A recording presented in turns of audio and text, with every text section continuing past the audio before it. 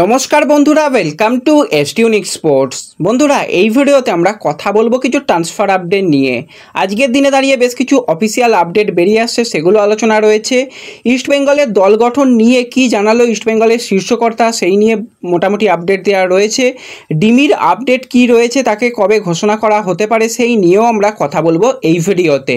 তাই ভিডিওটা শুরু থেকে শেষ পর্যন্ত দেখো, আর ভিডিও ভালো লাগলে সকলে একটা করে লাইক করে দিও। আর যারা চ্যানেলে প্রথমবারের জন্য এসেছো, মনে করে চ্যানেলটাকে সাবস্ক্রাইব করে তার পাশের বেল আইকনটাকে অন করে রেখো, তাহলে তোমাদের প্রিয় দলের খেলার সমস্ত আপডেট তোমরা এখানে পেয়ে যাবে।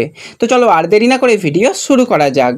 তো প্রথমেই যদি আমরা কথা বলি একটুখানি ওড়িশা এফসিকে নিয়ে, তো তোমাদের বেশ কিছুদিন আগেই জানিয়েছিলাম যে 27 বছর বয়সী ভারতীয় ডিফেন্সিভ মিডফিল্ডারের প্লেয়ার রোহিত কুমার, তাকে কিন্তু সাইন করাতে চলেছে ওড়িশা এফসি, এবং ডিলটা কিন্তু পার্মানেন্ট ডিল হতে চলেছে।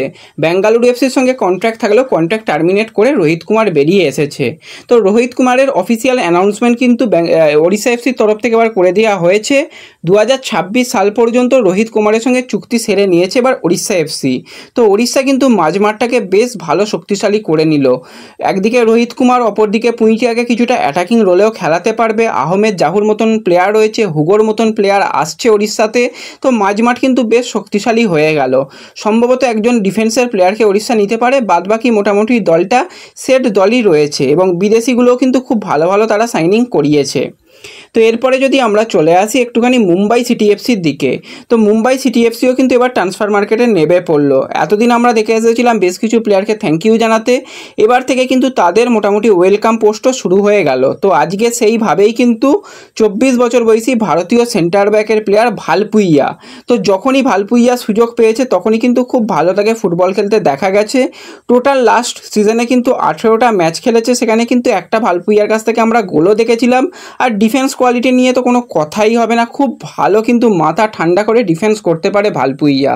তো তার সাথেও কিন্তু দীর্ঘমেয়াদী চুক্তি এবার কমপ্লিট করে ফেললো মুম্বাই সিটি এফসি।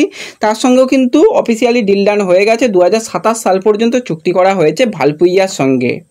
এরপর যদি আমরা সরাসরি একটুখানি ইস্টবেঙ্গলকে নিয়ে কথা বলি, তো আজকে ইস্টবেঙ্গলের একটা প্রেস কনফারেন্স ছিল, সেখানে কি কি বিষয় উঠে এসেছে, মোটামুটি বেশ কিছু পরিবর্তন হয়েছে, তার লিস্টটা দিয়ে দিলাম, তোমরা তার পাশেই দেখে নিতে পারছো যে কাকে কোন পদ দেওয়া হয়েছে। নতুন করে কিন্তু সংগঠন তৈরি করা হয়েছে, সেটারই কিন্তু আজকে মোটামুটি আপডেট দেওয়া হয়েছে ইস্টবেঙ্গলের তরফ থেকে। এছাড়াও কিন্তু ইস্টবেঙ্গলের শীর্ষকর্তা বেশ কিছু আজকে ইস্টবেঙ্গল দলকে নিয়ে মন্তব্য করেছে। তো প্রথম যেটা তার কাছ থেকে জানতে চাওয়া হয়েছিল যে দল গঠন কীরকম কী হচ্ছে, তো সেক্ষেত্রে ইস্টবেঙ্গলের শীর্ষকর্তা জানিয়েছে যে অন্যান্য বছরের থেকে কিন্তু ইস্টবেঙ্গলের দল গঠন এবছর খুব ভালো হচ্ছে। অনেক আগে থেকে আমরা দল গঠন করার চেষ্টা চালাচ্ছি এবং দল গঠন ঠিকঠাকই হচ্ছে। এই বছর কিন্তু আমরা অনেকটা বেশি শক্তিশালী দল গঠন করতে পারবো, এবং এর পরের বছর কিন্তু আরও বেশি শক্তিশালী আমরা দল তৈরি করে নেব। এবং ইনভেস্টারদের নিয়ে জানতে চাওয়া হলে তো ইমামি তো রয়েইছে, তার সাথে সাথে কি কোনো কোচ স্পন্সার আসবে এই নিয়েও কিন্তু সাংবাদিকরা প্রশ্ন করে। তো সেক্ষেত্রে কোচ স্পন্সারের ব্যাপারটাকে নিয়ে এখনও পর্যন্ত কিছু জানানো হয়নি। যদি কোচ স্পন্সার আসে সেটা কিন্তু অফিসিয়ালি আপডেট হবে, এইভাবে সাংবাদিকদের মুখোমুখি সেটা জানানো সম্ভব নয়। সেই কারণেই কিন্তু এই প্রশ্নটাকে কিছুটা এড়িয়ে যাওয়া হয়েছে। এবং আইএসএলের মান নিয়েও তিনি বলেছেন যে মান কিন্তু আইএসএলের দিন দিন অনেকটা বাড়ছে, সেই অনুযায়ী কিন্তু ভালো দল গঠন করতে হবে। অন্যান্য দলগুলো কিন্তু অনেক দিন ধরে খেলছে, আমরা নতুন দল, নতুন হিসাবে কিন্তু আমরাও অনেকটা গুছিয়ে নিতে পেরেছি। আর মোহনবাগান সুপার জায়েন্ট দল নিয়েও জানিয়েছে যে অন্য একটা ক্লাবের সঙ্গে তারা একসাথে সংযুক্তিকরণ করে তারা দল গঠন করেছিল, তো তারাও কিন্তু একটা সেটআপ দলের মধ্যেই রয়েছে, কিন্তু আমাদের একদম নতুন করে তৈরি করতে হচ্ছে দলকে। এবং এই দল গঠন নিয়েই যখন জানতে চাওয়া হয়, তো দল গঠন নিয়ে কিন্তু ইস্টবেঙ্গলের শীর্ষকর্তা অনেকটাই খুশি। এবং যে প্রশ্নটা শীর্ষকর্তাকে করানো হয়েছিল যে ডিমিট্রিয়াস ডিয়ামান্টাকোসের ব্যাপার নিয়ে, তো সেক্ষেত্রে ইস্টবেঙ্গলের শীর্ষকর্তারা বলে যে এখনই এগুলো সেইভাবে কিছু বলা যায় না, অফিসিয়াল আপডেট এসে গেলে তোমরা সময় জেনে যাবে। এবার ডিমিট্রিয়াসের ব্যাপারটাকে নিয়ে একটু বলে রাখি, তোমাদের মনে অনেকেরই প্রশ্ন, এবং যেহেতু ভারতের ট্রান্সফার মার্কেট আজ থেকেই ওপেন হয়ে গেছে, তো কবে ঘোষণা হবে? তো দেখো আজকে 12 তারিখ, আজকে থেকে কিন্তু তোমরা ডিমিট্রিয়াস ডিয়ামান্টাকোসকে একদম ইস্টবেঙ্গলের প্লেয়ার হিসাবে ধরে নিতে পারো। আর সে অন্য কোনো দলের প্লেয়ার নয়, সে কিন্তু ইস্টবেঙ্গলের প্লেয়ার। অফিসিয়াল হয়েও গেছে মোটামুটি সিগনেচার যতটুকু শুনেছিলাম।